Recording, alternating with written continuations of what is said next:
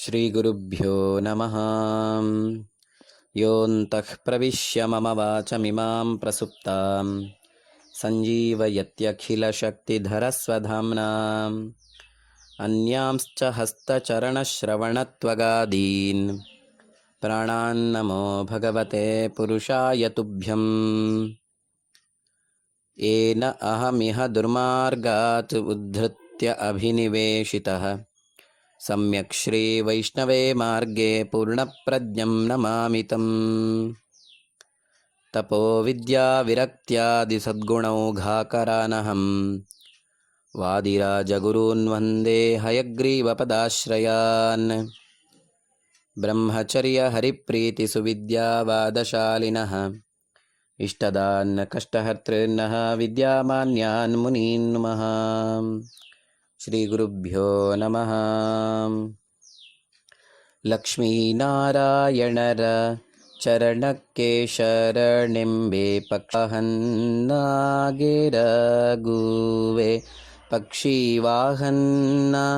ಗೆರಗುವೆ ಅನುದೀನ ರಕ್ಷಿಸಲಿ ನಮ್ಮ ವಧೂವರರ.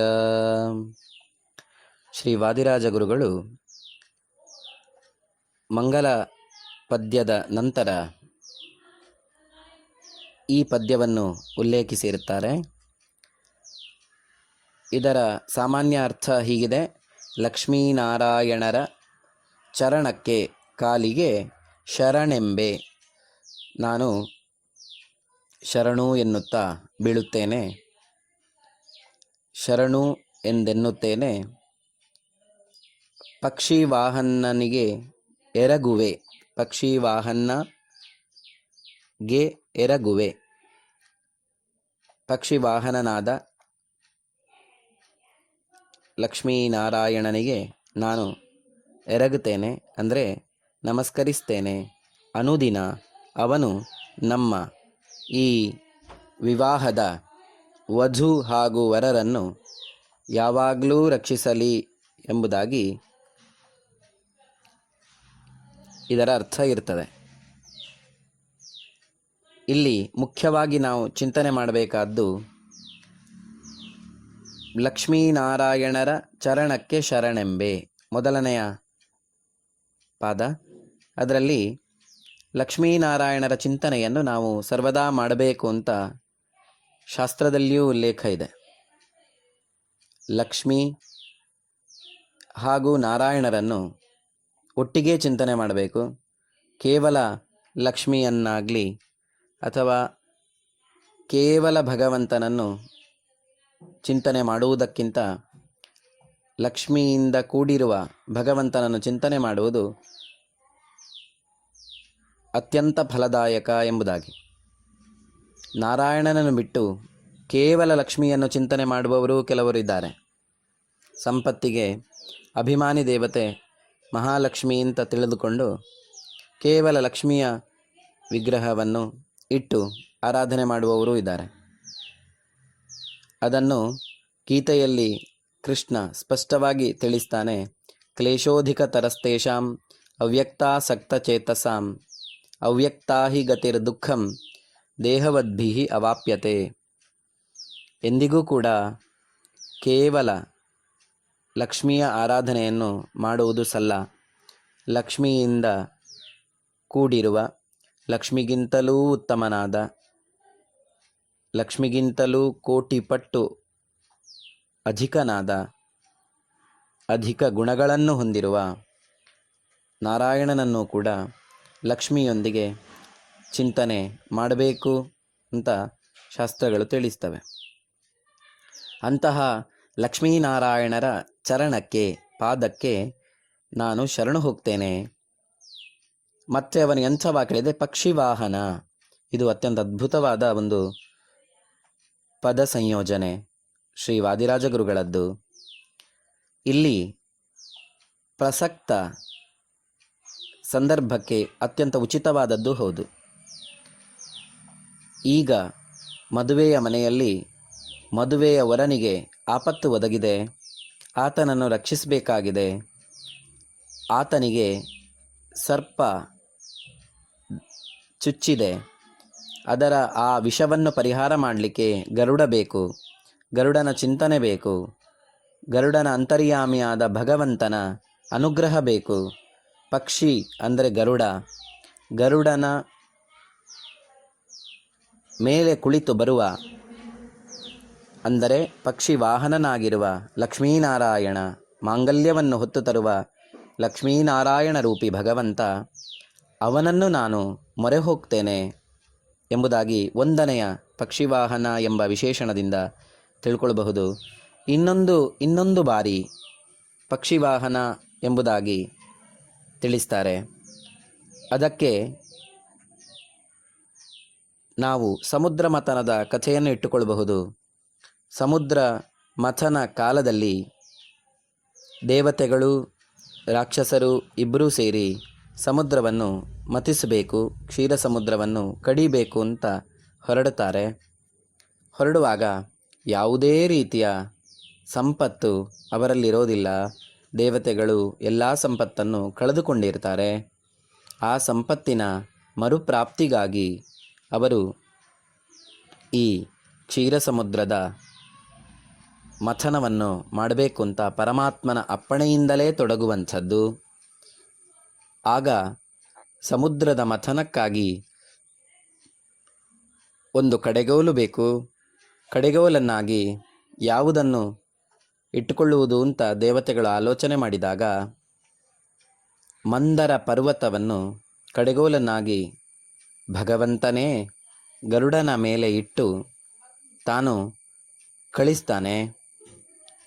ಆವಾಗ ದಾರಿಯ ಮಧ್ಯೆ ಗರುಡನ ಮೇಲೆ ತಾನು ಕುಳಿತುಕೊಂಡು ಗರುಡನ ಮೇಲೆ ಆ ಪರ್ವತವನ್ನು ಹೊತ್ತು ತರುವಾಗ ದಾರಿಯ ಮಧ್ಯೆ ದೇವತೆಗಳಿಗೆ ಮತ್ತೆ ಪುನಃ ತಾವೂ ಕೂಡ ಹೊರಬಲ್ಲವೆಂಬ ಅಹಂಕಾರ ಹುಟ್ಟುತ್ತದೆ,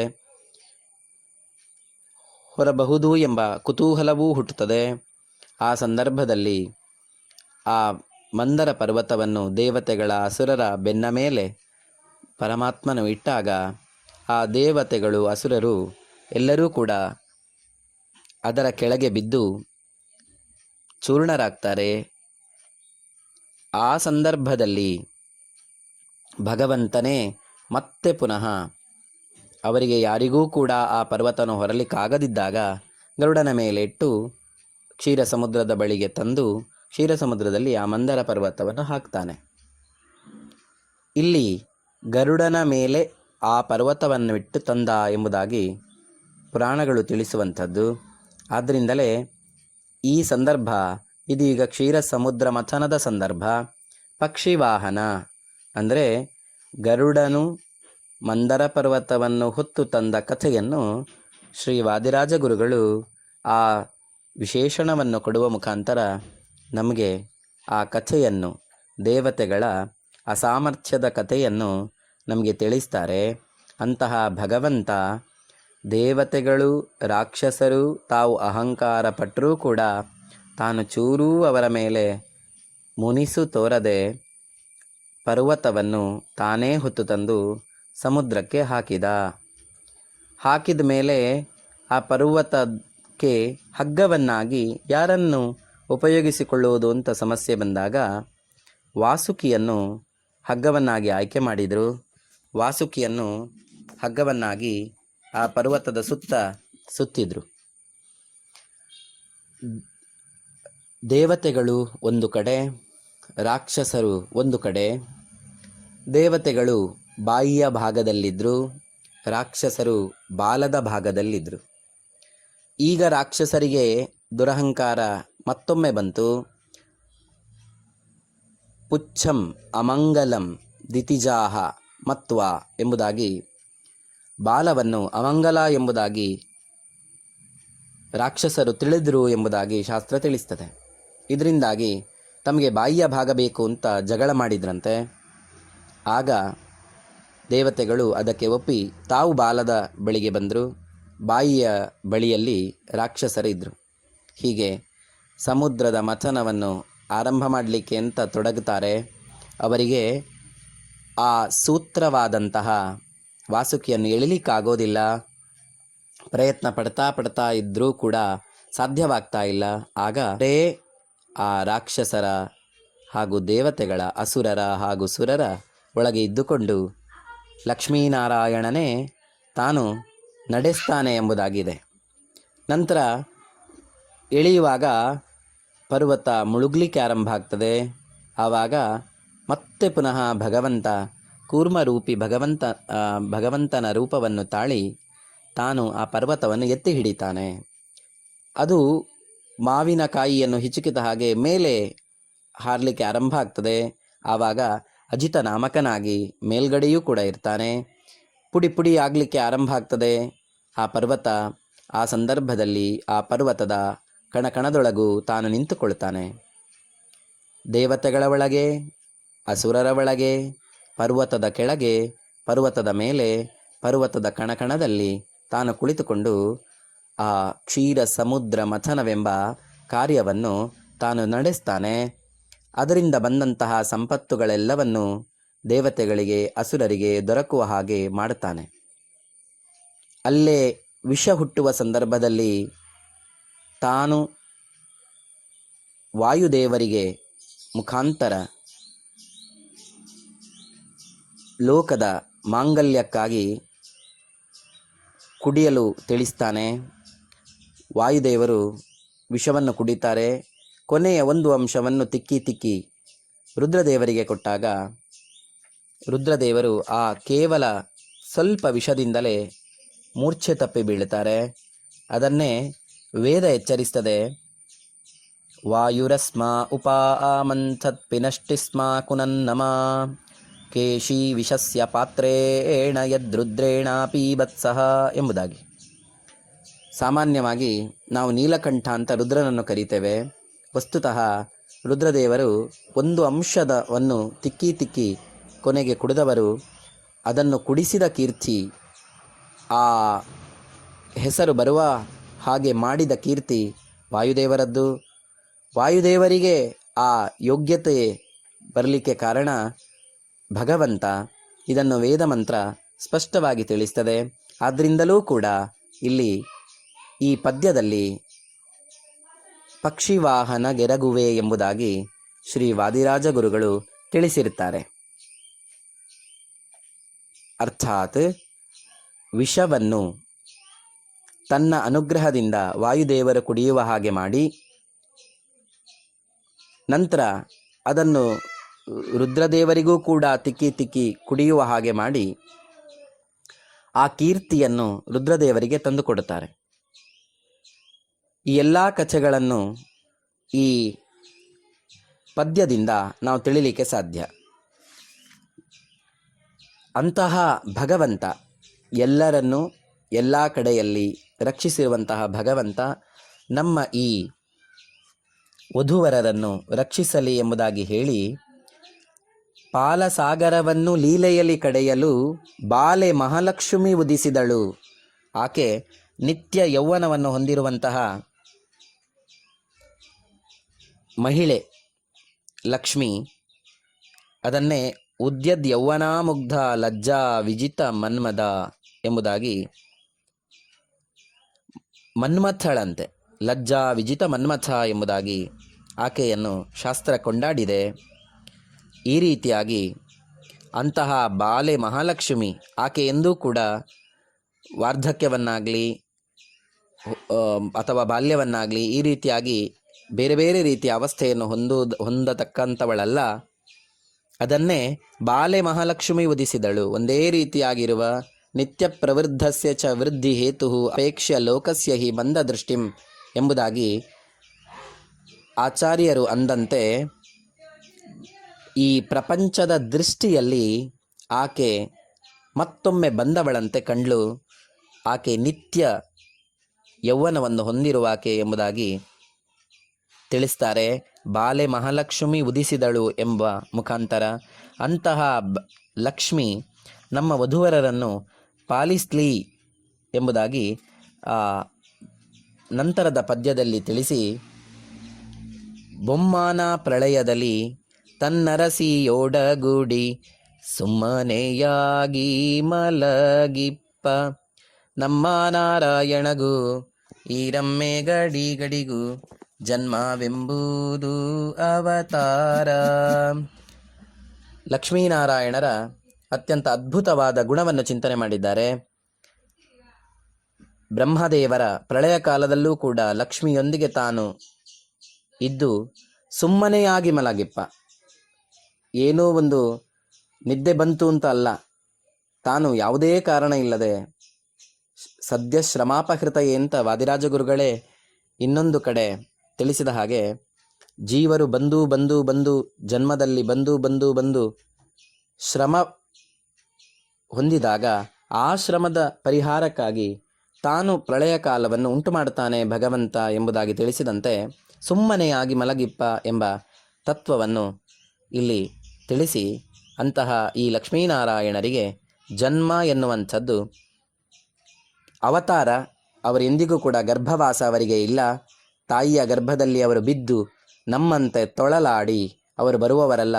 ಅವರದ್ದು ಏನಿದ್ರೂ ಕೂಡ ಭೂಮಿಗೆ ಅವತರಿಸುವಂತಹ ಕಾರ್ಯಕ್ರಮ ಹೊರತು ಹುಟ್ಟನ್ನು ಹೊಂದುವಂತಹ ಕಾರ್ಯಕ್ರಮ ಅಲ್ಲ. ಜೀವರಂತೆ ಅವರ ಜನ್ಮ ಅಲ್ಲ, ಅವರ ಜನ್ಮ ಎಂಬುದು ಅವತಾರ ಎಂಬುದಾಗಿ ಸ್ಪಷ್ಟವಾಗಿ ಈ ತತ್ವವನ್ನು ತಿಳಿಸಿರ್ತಾರೆ.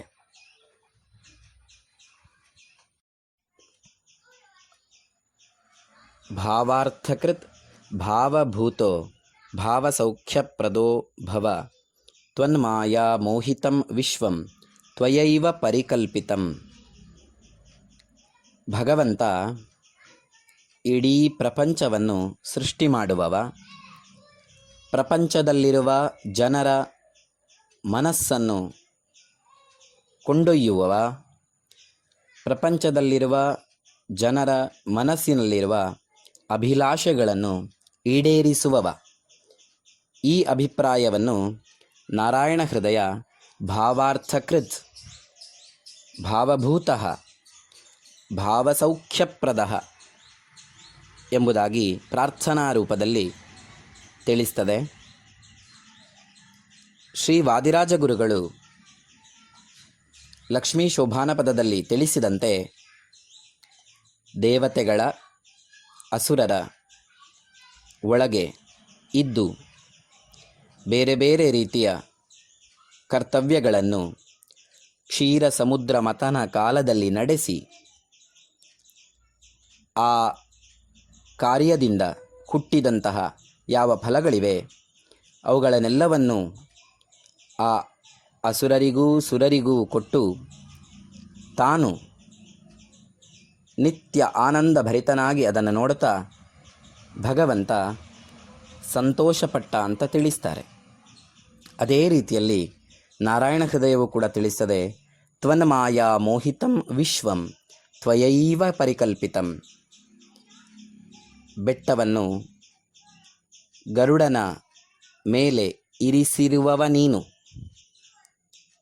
ಅದನ್ನು ಗರುಡನು ಹೊರಲು ಬೇಕಾದ ಸಾಮರ್ಥ್ಯವನ್ನು ಕೊಟ್ಟವ ನೀನು. ಗರುಡನಿಂದ ಕ್ಷೀರ ಸಮುದ್ರಕ್ಕೆ ತಂದು ಹಾಕಿಸಿದವ ನೀನು. ಗರುಡನ ಮೇಲಿಂದ ಬೆಟ್ಟವನ್ನು ತಾವು ಎತ್ತಲು ನೋಡಿ ದೇವತೆಗಳು ಅಸುರರು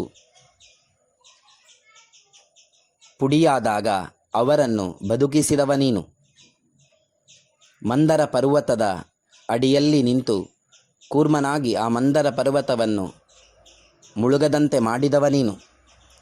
ದೇವತೆಗಳು ಅಸುರರು ಪರ್ವತವನ್ನು ಕಡೆಯಲು ಆರಂಭಿಸಿದಾಗ ಅವರ ಒಳಗೆ ನಿಂತು ಆ ಕೆಲಸವನ್ನು ಮಾಡಿಸಿದವ ನೀನು.